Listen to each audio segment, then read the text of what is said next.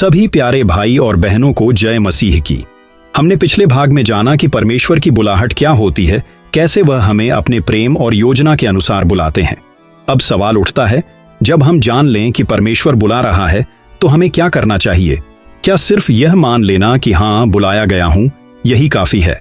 नहीं, परमेश्वर की बुलाहट का उत्तर देना ही उसका सम्मान है।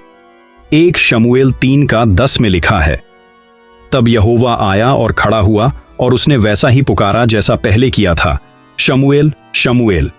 शमूएल ने कहा, बोल, क्योंकि तेरा दास सुनता है। परमेश्वर का बुलाना अक्सर शांत होता है, कोई जोरदार आंधी नहीं, बल्कि एक कोमल आवाज, बेटा, मैं तुझसे कुछ चाहता हूं। और हमारा पहला उत्तर होना चाहिए, हे प्रभु, मैं सुन रहा हूं, मैं तैयार हूं। ध्यान दीजिए, परमेश्वर जबरदस्ती नहीं करते। वे सुनने वाले कान, झुकने वाला मन और चाल चलने वाले पैर ढूंढते हैं। बुलाहट पर जवाब देना केवल शब्दों से नहीं होता, वह पूरे जीवन के समर्पण से होता है। यशायाह 6:8 में लिखा है, मैंने प्रभु का यह वचन सुना, मैं किसे भेजूं और हमारे लिए कौन जाएगा? तब मैंने कहा, मैं यहां हूं, मुझे भेज।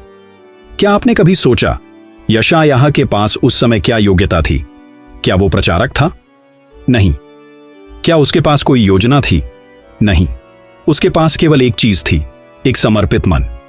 परमेश्वर उसी को बुलाते हैं जो कहे, मुझे भेज, जैसा भी हूं, मैं तेरा हूं। ध्यान रहे, जब आप बुलाहट पर हां कहते हैं तो जीवन में सब आसान नहीं हो जाता। उल्टा, बहुत बार मुश्किलें शुरू हो जाती हैं। लोग ताना मारते हैं, परिवार विरोध करता है, अंदर डर और शंका उठते हैं, शैतान आपको दोषी ठहराने लगता है। पर याद रखें, जब आप बुलाहट पर चलते हैं तो आप अकेले नहीं चलते। यशायाह 41:10, मत डर, क्योंकि मैं तेरे संग हूं। इधर उधर मत ताक, क्योंकि मैं तेरा परमेश्वर हूं। मैं तुझे दृढ़ करूंगा, हां, मैं तेरी सहायता करूंगा।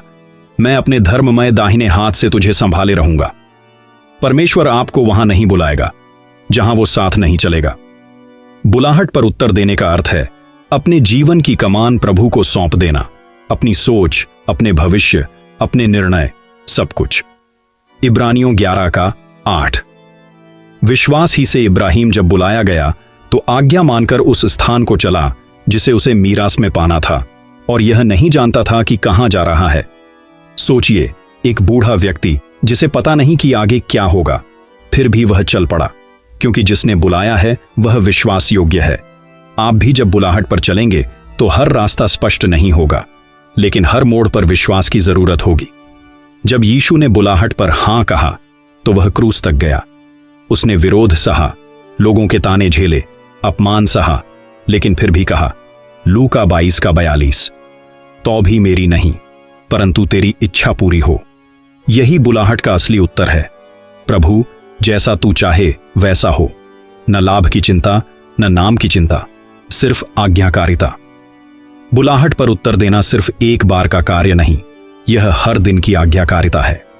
मत्ती 16:24, यदि कोई मेरे पीछे आना चाहे तो अपने आप से इनकार करे और अपना क्रूस उठाकर मेरे पीछे हो ले। हर दिन जब आप अपने मन की नहीं, प्रभु की इच्छा पर चलते हैं, आप उसकी बुलाहट का आदर करते हैं। जब आप किसी को क्षमा करते हैं, आप बुलाहट पर चल रहे हैं। जब आप किसी की मदद करते हैं बिना नाम चाहने के, आप बुलाहट पर चल रहे हैं। जब आप चुपचाप मसीह को जीते हैं, आप बुलाहट पर उत्तर दे रहे हैं। आइए प्रार्थना करें। हे जीवित परमेश्वर, तेरी बुलाहट अद्भुत है, परंतु आज हमने जाना कि उसे केवल सुनना ही नहीं, बल्कि उस पर उत्तर देना भी जरूरी है। प्रभु, हम अपने मन की आवाजों को शांत करते हैं और तेरे वचन की उस कोमल पुकार पर ध्यान लगाते हैं। आज हम कहते हैं, मैं यहां हूं, हे प्रभु, मुझे भेज।